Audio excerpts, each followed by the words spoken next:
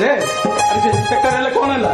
ଆରେ ମୋ ହାତକୁ ଥରେ ସେ ଆପଏଣ୍ଟମେଣ୍ଟ ଲେଟରଟା ଚାଲି ଆସୁନା, ତାପରେ ତମେ ଦେଖିବନି। କଣ କହିଲ? ତମେ ଆମ ଘରକୁ ଆସିବ? କାହିଁକି? ତମେ କାହିଁକି ଏଠି ଆସିବ? ଶୁଣୁଥିଲା ଏମିତିରେ ବି ବହୁତ ଲେଟ୍ ହେଲାଣି। ତମେ ଗୋଟେ କାମ କର, ତମେ ସିଧା ଯାଇ ପୋଲିସ ଷ୍ଟେସନରେ ପହଞ୍ଚ, ଆଉ ମୁଁ ସେଠି ଆସିଲା ପରେ ଆମେ ଦୁଇ କଥାବାର୍ତ୍ତା ହବା। ଠିକ ଅଛି? ଆସି ଓକେ, ବାଏ ବାଏ। ଦୀପୁ ଭାଉଜ ଗୋଟା ହେଇଗଲାଣି, ଖାଇବ ଆସ। ନାଇଁ ଭାଉଜ, ମତେ ଏବେ ଖାଇବା ପାଇଁ ସମୟ ନାହିଁ। ମତେ ଟିକେ ଥାନାକୁ ଯିବାକୁ ପଡିବ। ଥାନାକୁ ଯିବ? ହଁ ଭାଉଜ। କିନ୍ତୁ କାହିଁକି? କଥା କଣ କି ଭାଉଜ, ମୋ ଚାକିରି ପାଇଁ ମତେ ଗୋଟେ କ୍ୟାରେକ୍ଟର ସାର୍ଟିଫିକେଟ ଦରକାର। ଆଉ ଯୋଉ ରିପୋର୍ଟଟା ଆମ ଥାନାକୁ ଆସିଛି, ପିଲା ଏବେ ନେଟରୁ ଦେଖି ମତେ ଫୋନ କରିଥିଲା। ସେ ରିପୋର୍ଟଟା ଆସିଗଲେ ନା ମୋ ଚାକିରିଟା ହେଇଯିବ। ହଁ ପିଲାକୁ ତମ ପାଖରେ ଯିବ? ହଁ, ଆରେ ଏଥିରେ ଭୟ କରିବାର କଣ ଅଛି? କଣ ଅଛି? ମତେ ଭାରି ଭୟ ଲାଗୁଛି ଦୀପୁ। କାହିଁକି? ଏଥିରେ ଭୟ କରିବାର କଣ ଅଛି ଭାଉଜ? କାହିଁକି ଜାଣିପାରୁନ? ସେଦିନ ଥାନା ବାବୁ ସହିତ ତମର କେମିତି ଗଣ୍ଡଗୋଳ ହେଲା, ସେ ପୁଣି ଥାନାରେ ତମ ସହିତ କିଛି ଗଣ୍ଡଗୋଳ କରିଦେଲେ। ଆରେ ବାବା, ଆରେ ସିଏ ଇନ୍ସପେକ୍ଟର ହେଲେ, ମୁଁ ବି ଇନ୍ସପେକ୍ଟର ଚାକିରି କରିବାକୁ ଯାଉଛି, ବୁଝିବ? ସେଇଥିପାଇଁ ତମର କିଛି ବି ଭୟ କରିବାର ନାହିଁ। ତଥାପି ମୋ ମନଟା ବୁଝୁନି। ଓହୋ ଭାଉଜ, ତମେ ଗୋଟେ କାମ କର, ତମେ ଏଥିରେ ଜମା ଭୟ କରନି। ତମେ ଯାଇ ସିଧା ଖାଇବା ରେଡି କର। ଠିକ ଅଛି? ମୁଁ ଏଇ ଗଲି ଆଉ ଆସିଲି। ଶୀଘ୍ର ଆସିବ। ହଁ, ମୁଁ ଆସିଲେ ଆମେ ଦୁଇ ମିଶି ଖାଇବା। ଠିକ ଅଛି? ମୋ ସୁନା ଭାଉଜ। ଦୀପୁ ଶୀଘ୍ର ଆସିବ, ଆସିଲେ ଆମେ ସାଙ୍ଗ ହେଇକି ଖାଇବା।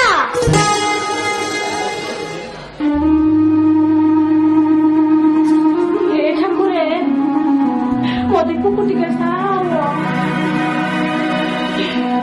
ମୋ ସବୁ ସୁଖ ତ ସରିଯାଇଛି, କେବଳ କେବଳ ଟିକେ ଆଶାର କିରଣକୁ ନେଇ ମୁଁ ବଞ୍ଚିବା ପାଇଁ ଚେଷ୍ଟା କରୁଛି।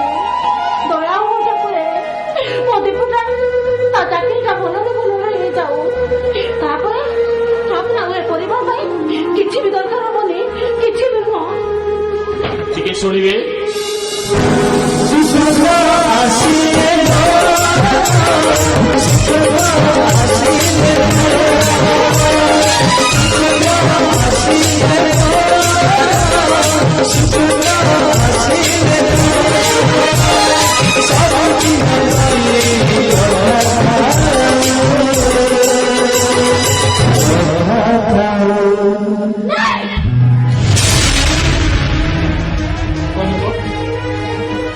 ତୁ ତାମାନେ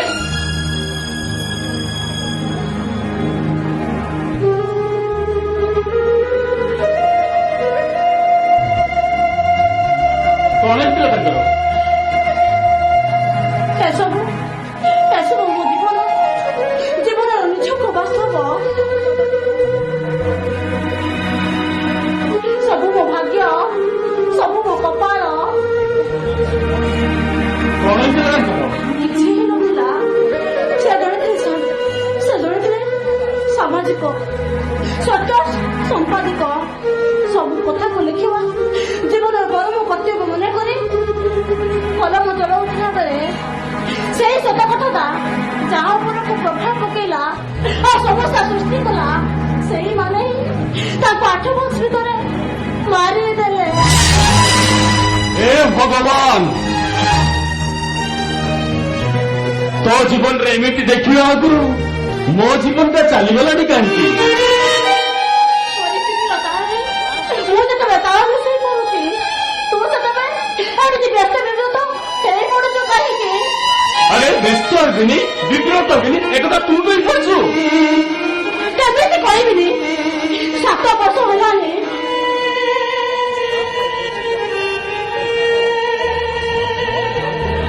ସେଇ 7 ବର୍ଷ ତ ମୋ ଜୀବନ ପାଇଁ କିଛି କମ୍ ନୁହଁ। ଆଉ ଆଜି এই 7 ବର୍ଷ ତଳେ ତୁ ଏକ ଲୋକ ମରିଛି କି ବଞ୍ଚିଛି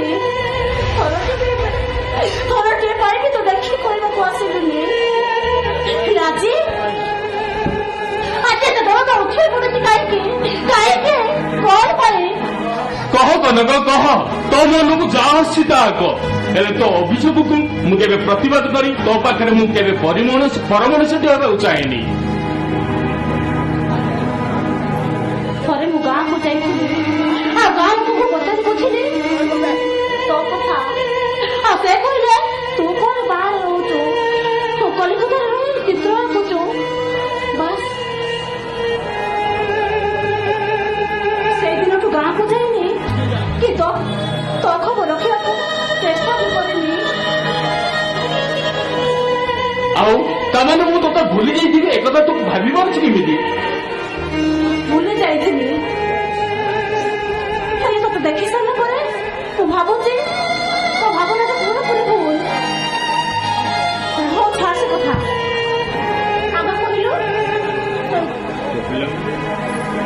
ଆଗ କହିଲୁ ତୁ କେବେ ଆସିଲୁ ଆରେ ଏଇଟା ଅଛି ଏଇ ତ ଆସୁ ଆରେ ଗାଁକୁ ଯାଇନୁ ଆଚ୍ଛା ଆରେ ତୋତେ ଦେଖା ନ କରି ମୁଁ କଣ ଗାଁକୁ ଯାଇପାରିଥାନ୍ତି ଆଚ୍ଛା ତୋର କଣ ବାହାଘର ହେଇଗଲାଣି କଣ ବାହାଘର କେମିତି ଆଉ କାହାକୁ ମୁଁ ବାହା ହେଇଥାନ୍ତି ଆରେ ତୁ ଏମିତି କଣ କହୁଛୁ ଭଲ ପାଇଥିଲି ତତେ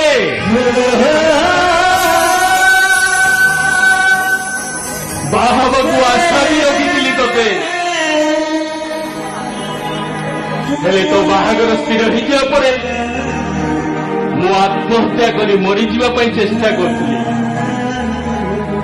ହେଲେ ପର ମୁହୂର୍ତ୍ତରେ ସବୁକିଛି ଭୁଲିଯାଇ ନୂଆ କରି ବଞ୍ଚିବା ପାଇଁ ଏ ଘର ଛାଡ଼ି ଚାଲି ଯାଇଥିଲି ଭୁଲି ଯାଇଛି ବୋଲି କେମିତି କହୁଛୁ ରାତି ଦେଖା କରୁଛୁ ବାହା ହେଇଛୁ ବୋଲି ବାହା ହେଇନୁ ଆଉ ଭୁଲି ଯାଉଛୁ ବୋଲି କେମିତି କହିପାରୁଛୁ ଆଉ ବାହା ହେଲା ପରେ କଣ ତୁ ମତେ ଭୁଲି ଯାଇଛୁ ଭୁଲି ଯାଇଥିଲି ତୁ କଣ ଦେଖୁ ଦେଖୁ ତୋ ଛାତି ଉପରେ ରଖିଦେଇଛୁ କାହିଁ ସେଇ କଥା ଆଚ୍ଛା ତୋ ପିଲାପିଲି ସବୁ କଣ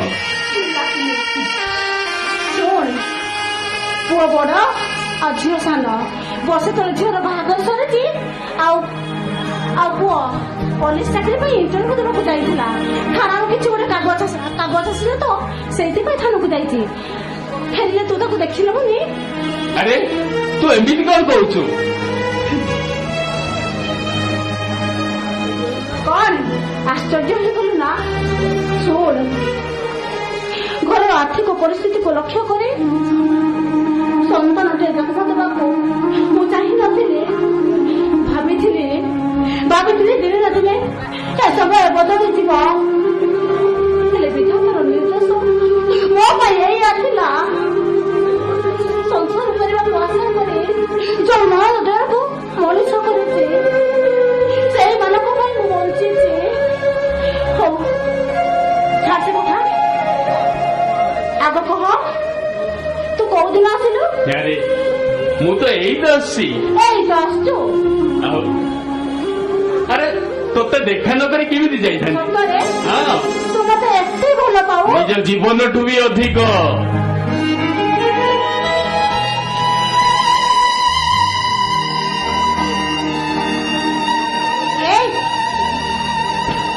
କହିଲୁ ମୋ ପାଇଁ କଣ ଆଣିଛୁ ଆରେ ତୋ ପାଇଁ ଭଲ ଜିନିଷ ଆଣିଛି କଣ ଟିକେ ଆଣିଛୁ ରୋ ଦେଖି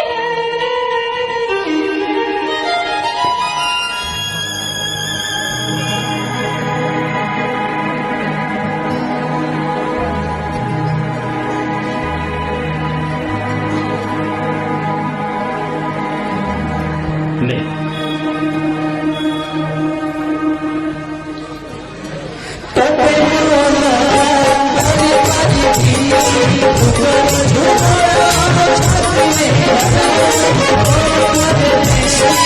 Sorry,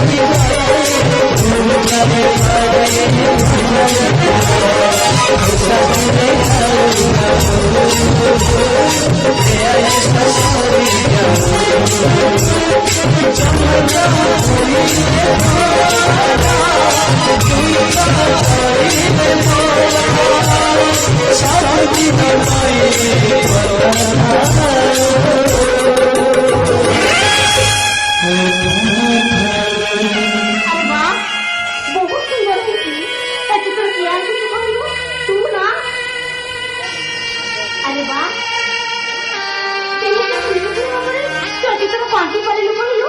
ଗାଁରେ ଥିଲାବେଳେ କାଗଜ କଲମ କରି କଣ ଗୋଟେ ଏଡୁ ତେଡୁ ଗାଳେଇ ଦଉଥିଲୁ। ୟା ଭିତରେ ତୁ ଏତେ ବଡ ଚିତ୍ର ଗାଳି ହେଇଗଲୁଣି କାହିଁକି? କଣ ପାଇଁ ଏଠିକି ଆସିଲୁ?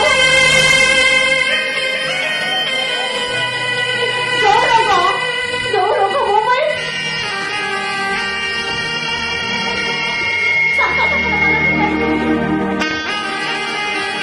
সেই ছবি আঁকি সেই ছবি কଣ ପାଇଁ ଆଙ୍କିଲୁ? କାହିଁକି ଆଙ୍କିଲୁ? କଣ ମତେ କଷ୍ଟ ଦେବାକୁ, ମତେ ଯନ୍ତ୍ରଣା ଦେବାକୁ? ଆରେ ଯନ୍ତ୍ରଣା କାହିଁକି ଦେବି? ତୁ ଚାହିଁଲେ ଏ ଛବି କରି ଆଉ ଥରେ ହେଲେ କିଏ ମତେ ଏ ଛବି, କିଏ ମୋ ଜୀବନକୁ ରଙ୍ଗୀନ କରିଦେବ? ତୁ ଯଦି ଚାହିଁବୁ ଥାଉ, ଆଉ କିଛି କହିବା ଦରକାର ନାହିଁ, କିଛି କହିବା ଦରକାର ନାହିଁ। ଆରେ କାହିଁକି କହିବିନି?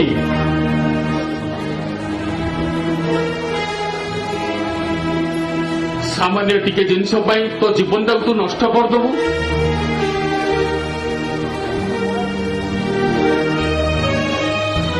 ନିଜ ଭାଗ୍ୟ ଆଉ ଭଗବାନଙ୍କ ନିୟମକୁ ମାନିବାକୁ ଆମକୁ ପଡିବ। ତା ନହେଲେ ଏ ଲୋକମାନେ ହସିବେ, ବିଦ୍ରୋହ କରି କହିବେ ଆଉ ଯୋଉ ନଣଦ ଝିଅକୁ ମୁଁ ବଡ କରିଛି ସେଇଭଳି ଘୁଆରେ ମୋ ମୁହଁ ଉପରକୁ ଛେପ ପକେଇବେ। ଏତେ ସବୁ ପରେ ବି ମୁଁ କେମିତି ତୋ ସହିତ ସ୍ୱାମୀ ସ୍ତ୍ରୀର ସମ୍ପର୍କ ବାନ୍ଧି ପ୍ରେମର ମିଠା ମିଠାରେ ମୁଁ ଖେଳ ଖେଳିବି। ଆରେ ଏଥିରେ ଅସଂଯୋଗ କଣ ଅଛି? ମୁଁ ତୋତେ ଦୟା ଦେଖାଉଛି ବୋଲି କାହିଁ ଭାବୁଛୁ? ବରଂ ଏଇଟା ତୋର ପ୍ରାପ୍ୟ। ତୁ ସାହାରା ପାଇବା ପ୍ରତିବଦଳରେ ମୁଁ ପାଇଯିବି ନୂଆ ଜୀବନ। ଆଉ କିଛି କହନା, ତୁ ମତେ କିଛି କହନା। ମୁଁ ତତେ ହାତ ଜଣୁଛି, ତୁ ମତେ ଆଉ କିଛି କହନା। ମତେ ତୋ ଭଲ ପାଇବା ଦେଖି ସତରେ ମୁଁ ଆଜି ବହୁତ ଖୁସି, ବହୁତ ଖୁସି, ବହୁତ ଖୁସି। ଆଉ ଅବଶିଷ୍ଟ ଜୀବନଟାକୁ ତୁ ଏମିତି ଭାବରେ କଟେଇଦବୁ? ବାପା ମରିଗଲା ପରେ ଭାବିଥିଲି ଏତେ ବଡ ଦୁନିଆରେ ନିଜ ଲୋକ ବୋଲି କେହି ନାହାନ୍ତି, ହେଲେ ଆଜି ଜାଣୁଛି ମୋ ପଛରେ ମୋ ଜୀବନର ସୁଖ ଦୁଃଖକୁ ବୁଝିବା ପାଇଁ ତୁ ଅଛୁ ବୋଲି ସତରେ ମତେ ବହୁତ ଖୁସି ଲାଗୁଛି। ମୁଁ ତତେ କଥା ଦଉଛି, ତୋର ଏଇ ଭଲ ପାଇବାକୁ ମୋ ଜୀବନ ସାରା କେବେ ବି ଭୁଲିବିନି। ସବୁଦିନ ପାଇଁ ମୋ ହୃଦୟରେ ସାଇତି ରଖିବି। ଯଦି ସମୟ ତତେ ଏମିତି ଏକ ଅବସ୍ଥାରେ ନେଇ ଆଣିବ ତାହେଲେ ଟିକେ ସାହାଯ୍ୟ ପାଇଁ ତୋ ଦ୍ୱାରା ଯାଇ ଠିଆ ହେବି।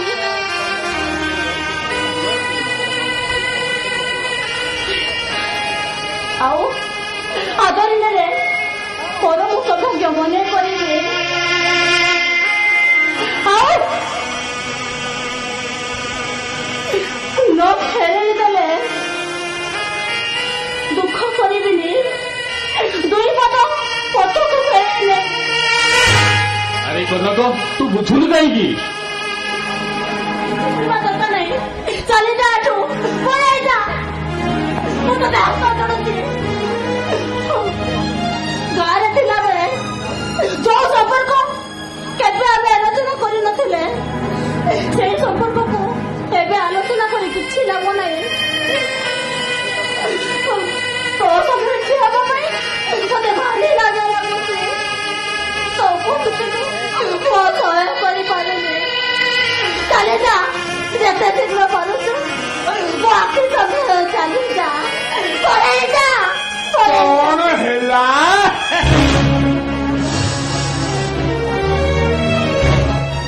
ଛୋଳା ଘରେ ପାଦ ନ ଥାପୁଣୁ ଚାଲିଯିବାକୁ ନିର୍ଦ୍ଦେଶ। ଆଉ ନାଇଁ ମଉସା, ତମକୁ ଯିବାକୁ କହିଲି।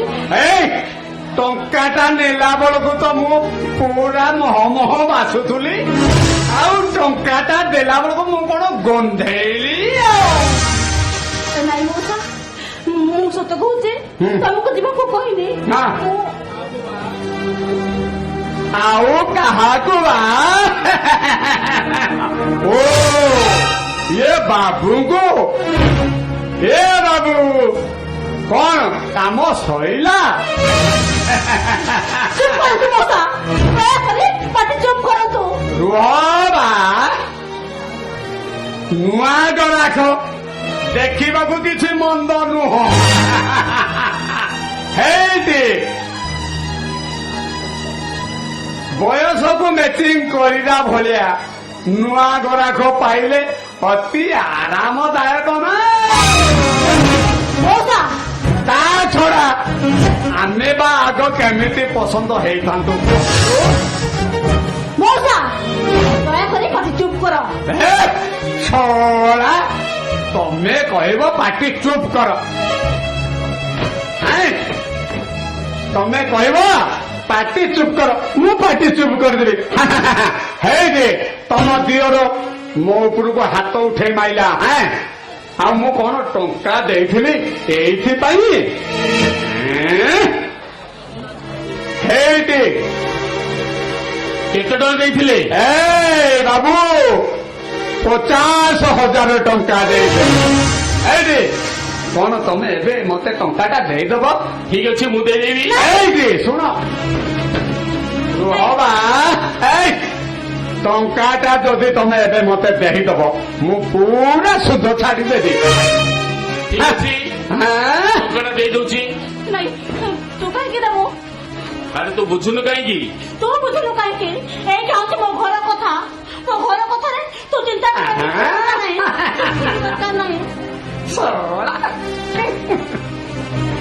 ଏ ବାବୁ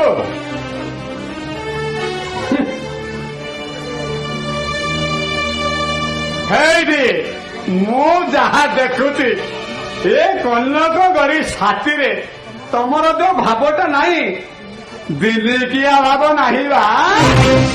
এইটি ମୁଁ ଯାହା ଦେଖୁଛି ଏ ତ ପ୍ରେମଟା ପୁରା ଗଭୀର। ଅଦା ବେପାର କରିବା ବଂଶ ଜାହାଜ ମୂଳ କରନ୍ତି। ଆଉ ଦେଇଗଲା ଭଳିଆ ଲାଗୁଛି ଆଉ।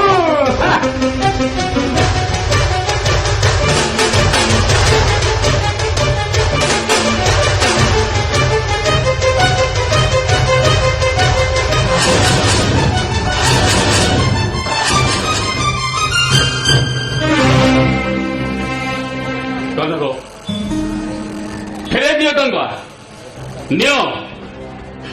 ସେ ଟଙ୍କା ମୁଁ ନେଇପାରିବିନି। ଆରେ କନକ ତୁ ବୁଝୁନୁ କାହିଁକି? ତୁ ବୁଝିବୁ କାହିଁକି? ତତେ ମୋ ରାଣ ତତେ ମୋ ରାଣ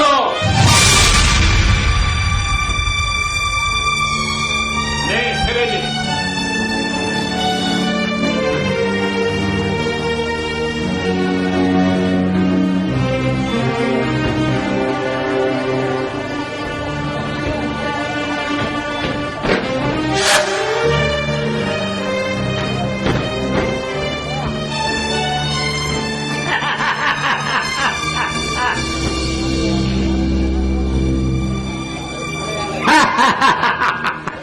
ଗଣି ନିଅନ୍ତୁ। ଏ ବାବୁ 50,000 ଟଙ୍କା ଅଛି। ନାଇଁ ନାଇଁ ନାଇଁ ନାଇଁ ନାଇଁ ନାଇଁ ନାଇଁ ଟଙ୍କା ଗଣିବାରେ କିଛି ଆବଶ୍ୟକ ନୁହଁ ବାବୁ। ହେଇଟି ମୁଁ ପୁରା ଟଙ୍କାର ପୁରା ବେପାରୀ। ହାତରେ ଧରିଲେ ଜାଣିଦେବି ଯେ ଏଥିରେ କେତେ ଟଙ୍କା ଅଛି। ହଁ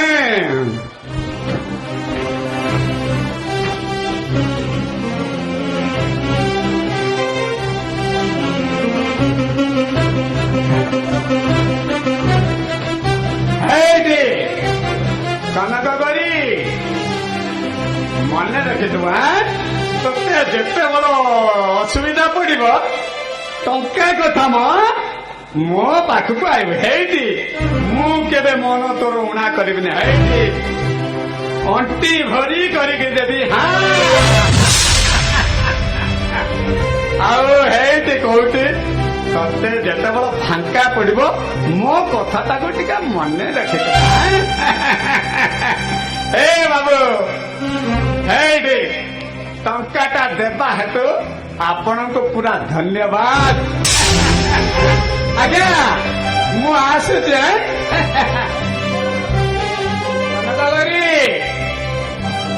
ମନେ ରହିଲା ତ ଯେତେବେଳେ ଟିକେ ଫାଙ୍କା ପଡିବୁ ଏ ବନମାଳି ସାମଲ କଥା ଟିକେ ମନେ କର।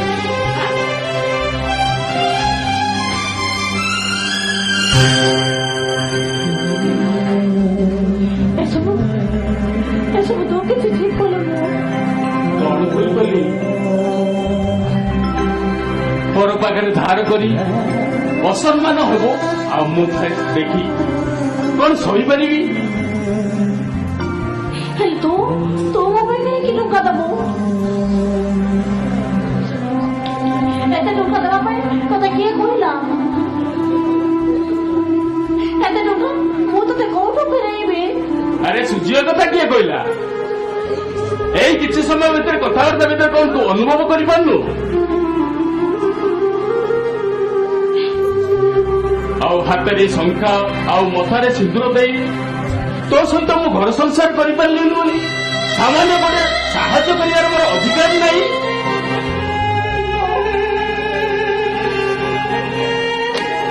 ଆରେ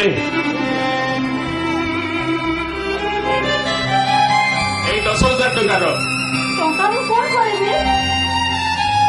ତୁ ମତେ କାହିଁକି ଟଙ୍କା ଦଉଛୁ? ଆରେ ତୁ ବୁଝୁନୁ କାହିଁକି? ଏ ସମୟରେ ତୋର ଟଙ୍କାର ଆବଶ୍ୟକତା ବୋଲି ଅନୁଭବ ନାଇଁ ପାରିବିନି ମୁଁ। ଏ ଟଙ୍କା ଧର।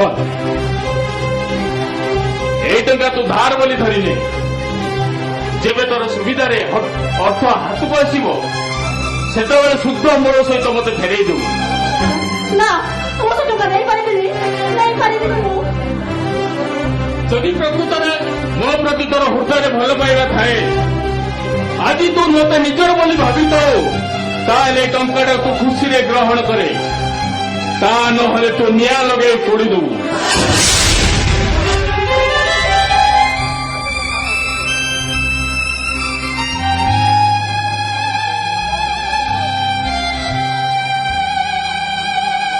ଶୁଣ କନକ, ଟଙ୍କାଟା ରହିଲା।